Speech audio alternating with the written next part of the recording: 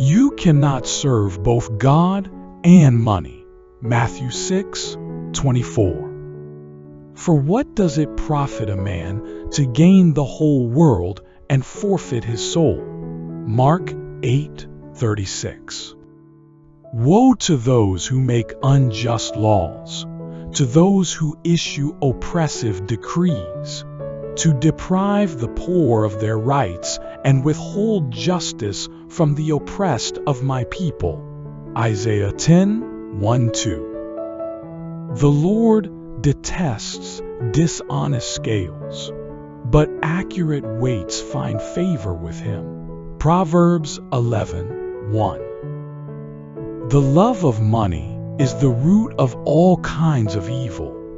Some people, eager for money, have wandered from the faith and pierced themselves with many griefs. 1 Timothy 6:10. But let justice roll on like a river, righteousness like a never-failing stream. Amos 5:24. For God will bring every deed into judgment, including every hidden thing, whether it is good or evil. Ecclesiastes 12:14. Reflection. Brothers and sisters, today the Word of God cuts through every excuse, every alibi, every polished press statement. It shines like a sword, exposing not only the corruption in government, but the corruption in the human heart. Mark 8:36 thunders, "What does it profit a man to gain the whole world, yet lose his soul?" This is not a question for politicians alone. It is for all of us. What does it profit a senator to gain billions in secret accounts, yet stand guilty before the judge of heaven? What does it profit a contractor to build mansions, while the poor live in flooded homes? What does it profit us if we live in comfort but ignore injustice around us? Isaiah 10:1-2 cries out, "Woe to those who make unjust laws, who deprive the poor of their rights." Can you hear this woe echoing in our land today? Laws bent for self-interest, budgets twisted, flood control projects ghosted, hospitals underfunded while pockets overflow. The prophet says, "Woe," not applause, not congratulations, but woe. That word means destruction, disaster, divine judgment. Proverbs 11:1 reminds us, "The Lord detests dishonest scales, every falsified report, every overpricing, every ghost employee, every rigged bidding." God detests it. He does not wink at it. He does not shrug. He detests it, like a foul stench rising up to heaven. Matthew 6:24 declares, "You cannot serve both God and money." But how many in our land have bowed before the idol of greed? They think pesos are gods, that dollars can silence conscience. But no, Jesus says you cannot serve two masters. In the end, you will love one and hate the other. 1 Timothy 6:10 warns us, "The love of money is the root of all evil." Look at our land. Look at the evils flowing from greed, poverty, hunger, sickness, floods, hopelessness.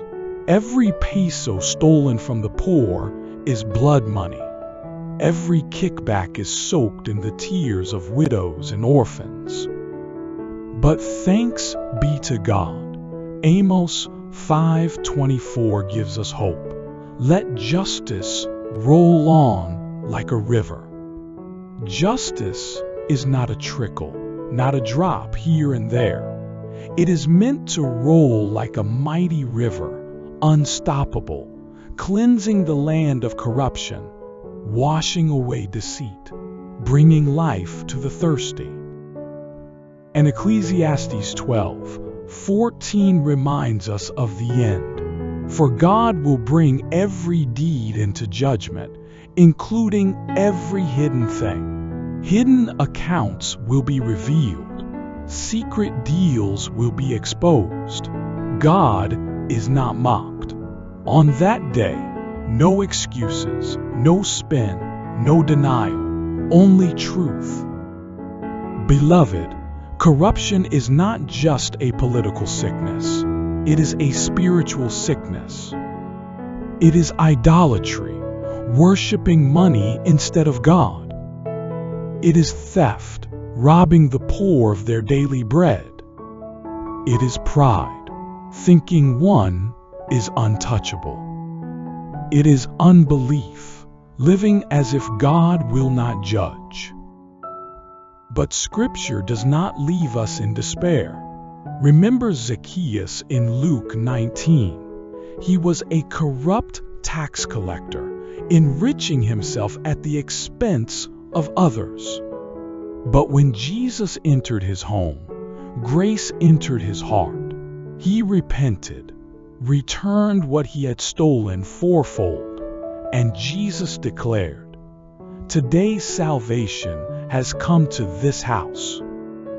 If Zacchaeus could be forgiven, then so can the corrupt of today, but only if they repent. Without repentance, judgment waits. With repentance, mercy flows. Thoughts on today's gospel. The Church Speaks. Catechism 1869 teaches, sin gives rise to social situations contrary to divine goodness. Corruption is not private sin alone. It poisons the entire community. St. John Chrysostom, the rich are not those who have much, but those who give much. True wealth is generosity, not greed. Pope Francis, corruption is a cancer that consumes lives. Only conversion of hearts can cure it. St. Augustine, God is the physician. You are the patient. The medicine is His grace. But a patient must admit sickness before healing comes. Micah 6:8 reminds us, what does the Lord require of you? To act justly, to love mercy, to walk humbly with your God, not luxury, not bribery, but justice, mercy, humility. Ecclesiastes 12:14 seals it. Everything, public or private, hidden or known, will be judged by God. Prayer. Heavenly Father, you are holy, you are just, and nothing escapes your eyes. We cry out for our nation, O Lord. How long will greed devour the poor? How long will lies flood the land? How long will dishonesty crush the dreams of the young? Lord, hear the cry of your people. Forgive us, Lord, for our silence when we should have spoken. Forgive our leaders for bowing to mammon instead of serving you. Forgive every dishonest scale, every ghost project, every stolen piso. Lord Jesus, you overturned the tables of the corrupt in the temple. Come now and overturn the tables of corruption in our land. Break every chain of greed. Expose every hidden account. Tear down every fortress of lies. Holy Spirit, convict the hearts of leaders. Do not give them rest until they repent. As you touch Zacchaeus, touch them. Let them restore what they have taken. Let them say, salvation has come to this house. Protect, O Lord, the poor, the widows, the orphans, the laborers, the farmers, the fishermen. Defend them from the floods of injustice. Be their refuge and shield. Raise up leaders with clean hands and pure hearts, who will not sell truth for profit, who will not bow to bribes, who will not oppress the weak. Lord, let justice roll down like a mighty river in the Philippines. Let righteousness flow like a never-failing stream. Heal our land. Redeem our people. Let your kingdom come and your will be done. In Jesus' mighty name, we pray. Amen. Brothers and sisters, no wealth can save your soul. Repent, pray, stand for justice. Share this word, and let us together build a nation where righteousness exalts the land and God alone is glorified.